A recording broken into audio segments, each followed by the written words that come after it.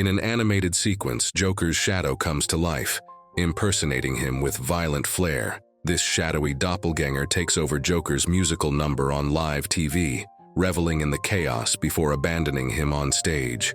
Moments later, 3 police officers rush in and apprehend Joker, leaving him at their mercy.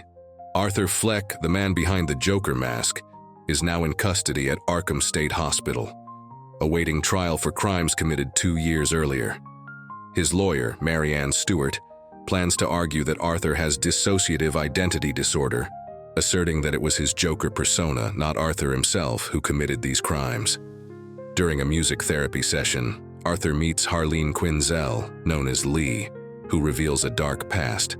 Growing up in the same neighborhood as Arthur, suffering abuse from her now-deceased father, and even being imprisoned after setting her parents' apartment on fire, Lee openly admires Joker's actions, adding to Arthur's intrigue.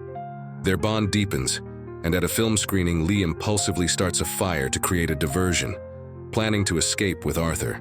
They're caught, however, and Arthur is thrown into solitary confinement.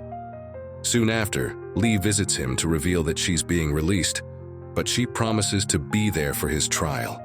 In a live TV interview with host Patty Myers, Arthur sings a song dedicated to Lee, intensifying her infatuation. As the trial begins, Assistant District Attorney Harvey Dent brings witnesses who cast doubt on Arthur's insanity defense.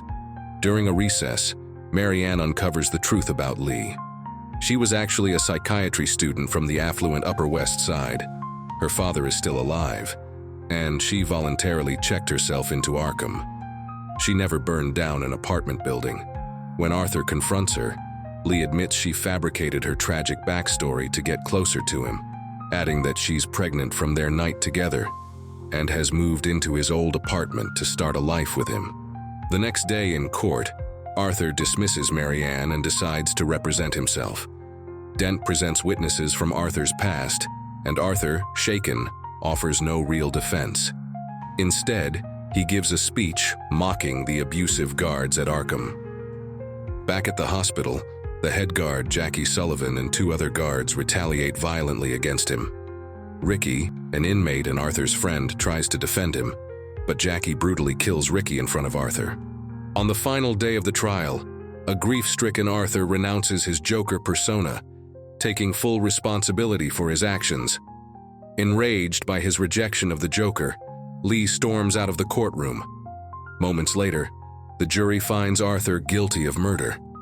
Just then, a car bomb detonates outside the courthouse, causing chaos, injuring bystanders, and disfiguring half of Dent's face. In the midst of the turmoil, 2 of Arthur's followers help him escape. Arthur roams the streets of Gotham and eventually encounters Lee outside his old apartment, but she rejects him, angry that he abandoned his Joker identity. As she leaves, the police catch Arthur and return him to Arkham.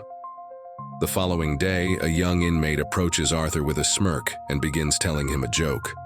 But the joke takes a dark twist as the inmate suddenly pulls out a shiv and stabs Arthur repeatedly, leaving him collapsing to the floor, bleeding out.